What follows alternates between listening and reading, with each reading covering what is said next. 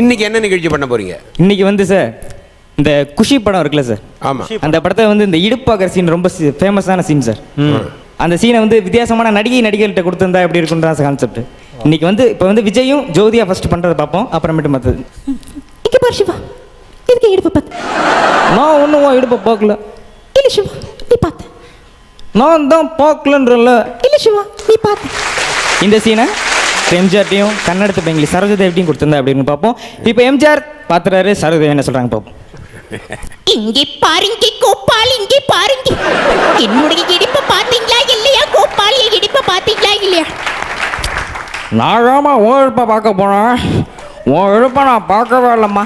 இல்லை கோபால், நீங்க பார்த்ததை நான் பார்த்தேன் கோபால், நீங்க பார்த்ததை நான் பார்த்தேன்.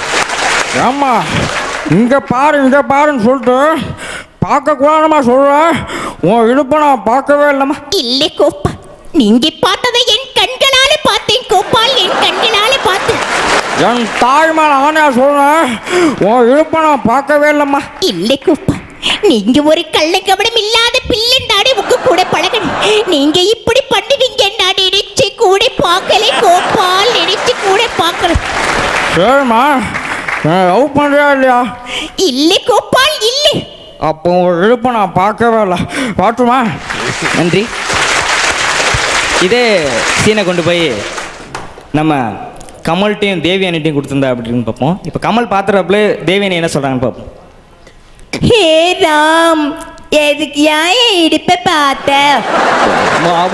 இடுப்பை பார்க்க இல்ல, நீ பார்த்த, நீ பார்த்தத நான் பார்த்த. இடுப்பை ஒன்றும் பார்க்கல, உன் இழுப்பில் ஒழிச்சு வச்சிருக்கேன் புளிப்பு முட்டாய் பார்த்தேன். ஓகே பரவாயில்ல. இல்ல, பக்கத்துல உட்காந்துருக்காங்களே சிம்ரன் ஆண்டி, அவங்க இடுப்பை தானே பார்த்தேன். ஐயோ பாட்டு கொடுத்துறாள் வேறு. இதே கான்செப்ட் கொண்டு போய் நம்ம விஜயகாந்த் சார்ட்டையும் பானுபிரியா மேடம்கிட்ட கொடுத்துருந்தா அப்படின்னு பார்ப்போம். இப்போ விஜயகாந்த் சார் பார்த்துறாரு, பானுபிரியா என்ன சொல்கிறாங்க பார்ப்போம். இந்த சகாய் தமிழரசியை பத்தி என்னடா நினைச்சிட்டு இருக்கீங்க? இந்த சகாய் தமிழரசியை இடுப்பை பார்த்தீங்கன்னு வச்சீங்க, முட்டை எடுத்து சட்டை எடுப்பேன் சாடா பட்டேல் பார்க்க என்னடா சொல்றீங்க? இந்த துளசி வாக்கு மாறினாலும் மாறும், இந்த தவசி வாக்கு மாறவே மாறாதுடா. உன் இடுப்புல பாகிஸ்தான் தீவிரவாதிங்க பாம்பு வச்சிருந்தாங்க, அது எப்போ வெடிக்கும் எப்படி வெடிக்கும் நான் பார்த்துட்டு இருந்தேன். அட பாவீங்களா, இடுப்பு அடுப்பாக்கிட்டீங்களா? இதே கான்செப்ட் கொண்டு போய் நம்ம சரத்குமார் சார்ட்டையும் நமிதாட்டையும் கொடுத்துருந்தா அப்படின்னு பார்ப்போம். இப்போ சரத்குமார் பார்த்துறாரு, நமிதா என்ன சொல்கிறாங்கன்னு பார்ப்போம். வணக்கம் சார், நான் தான் நமிதா பேசுதோம். எனக்கு வந்து சார் நான் சார் சரத்குமார் சார் கூட படம் பண்ணியிருக்கோம், அப்புறம் விஜய் சார் கூட அழகே தமிழ் மச்சான் பண்ணியிருக்கோம். மச்சான் ஹாய் மச்சான். மச்சான் அது எடுத்து பார்த்தீங்க என்னோட எடுப்போம். எங்கே பாருங்கண்ணு என்ன கண்ணு பெரிய எடுப்பது, நான் 18 வாட்டியும் பார்த்துருக்கேன் கண்ணு. இதை பார்க்குறது பெருதா கண்ணு, இது என்ன அலிபாபா 42 திருவிழா கண்ணு. ஓ அண்டா காக்கசம் அபு காக்கசம் இடுப்பு திறந்துருன்னு சொல்கிறதுக்கு ஓ கண்ணு. நன்றி நன்றி. இதே கான்செப்ட் கொண்டு போய் நம்ம பருத்திவரன் கார்த்திட்டையும் பிரியாமணிட்டையும் கொடுத்துருந்தா அப்படின்னு பார்ப்போம். இப்போ கார்த்தி பார்த்துறாரு, பிரியாமணி என்ன சொல்கிறாங்கன்னு பார்ப்போம்.